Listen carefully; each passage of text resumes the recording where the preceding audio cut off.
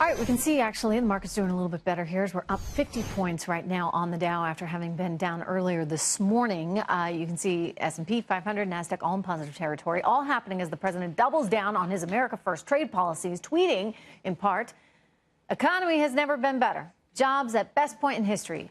Fixing our terrible trade deals is a priority and going very well." Joining me right now, our very own Ashley Webster here on set and portfolio manager for Brandywine Global, Jack McIntyre. Good to see you both. Ashley, starting with you. Yeah. How are you seeing investors wrestle with this whole trade equation? It's difficult because, on the one hand, yes, the president is right. Jobs are looking great. It's the economy is booming along. Corporate profits are great, but there's still some tension. I'm sick and tired of this battle between all of that and the trade tensions, which still go on. I found it interesting that the Chinese lash back in their communist newspapers, saying that President Trump is a street fighter. He won't win. We're in for a protracted war. All bad things to say, not giving the market any sense of calm at all. Having said that, do they get a deal eventually? Yes. I'm interested to know, is this going to start showing up now? Are we going to see downgrades for maybe some corporate outlooks if this trade thing continues to carry on? Are we going to see a disruption in the supply chain around the world? German factory orders were off 4% in the last reading. That's unheard of. So are we now starting to see a little bit more tangible the impact of what's going on in this trade war? It's a good question, Jack. I mean, I think up until now, and even still now, investors are basically saying, yeah, we don't really think a trade war is coming. If it actually does hit, it wouldn't be any fun for anybody. Although I keep making the point that we have the upper hand should we decide to go there in a very serious way. But Jack, what does it mean for the stock market, and how are you as an investor wrestling with this threat right now? Right. So, yeah, obviously around the trade situation, the escalation of tensions and things like that, it's the uncertainty around that because we just don't know where things are going to go. I think the equity market is benefiting from this huge amount of fiscal stimulus. It takes maybe 4 to 5 months to implement tariffs. So the equity markets aren't quite focused on the potential trade war. And again, maybe this is just negotiating. We've made some progress, That's what the market with seems our to traditional think. Allies.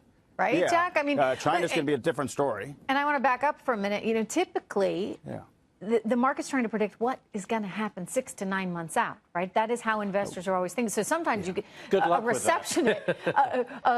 True. But a recession might show up in the market first, or indications that things could start getting bad. Right now, everybody's confidence level is pretty darn high. So, if they're that worried about a trade war, it's certainly not showing up now. So, Jack, does that lead you to believe that the majority of investors are saying, okay, this is just his negotiating style?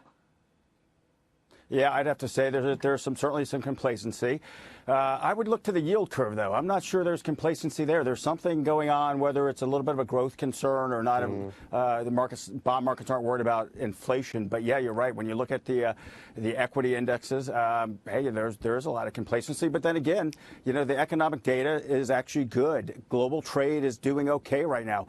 This is right, forward-looking. We've got to make some assumptions, which I know you're not supposed to do, but as investors, you've got to either say we're going to make some progress or not. Yeah. So, I mean, and that's, and people feel like we're making progress, and we'll continue to make it. So far, so good on the economy, let's be honest. Interesting, though, China, by the way, is now pumping liquidity into their banking system. Banks are now being told you're going to have to hold X amount of cash on reserves. It is having a big impact there. Certainly the yuan, we know, is weakened and weakened and weakened. And we can win the long game, even though China is famous for playing the long game in everything.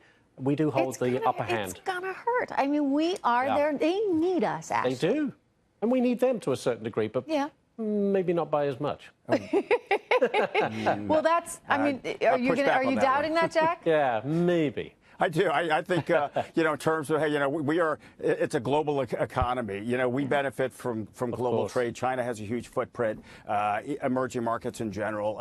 We're not there today. The Fed's not worried about what's going on with China and EM. But if things deteriorate, if the U.S. dollar continues to power ahead, in the near future, they'll start talking about the concerns over a strong dollar. Concerns over a strong dollar, yeah. No, it's always something that comes up. I mean, there's a part of me, though, that kind of likes the idea. If I go to Europe on vacation, I actually have a shot at having a decent vacation. Especially with the pound, I think. I remember when we used to get a discount, and those days have been, when I got married, do you know this? And I got married in Europe, in Italy, back in 2001. It's about 15% discount. The euro had just sort of been coming into action there. And not anymore. Not anymore, but, you know, hey, we might be getting back there. It worked the other way for me. I remember getting $2.80 for every pound in the early 80s. How great was that? Pretty darn nice. Yeah. All right, well, it's good to see you. Jack, we hope that the market continues higher. And Ashley.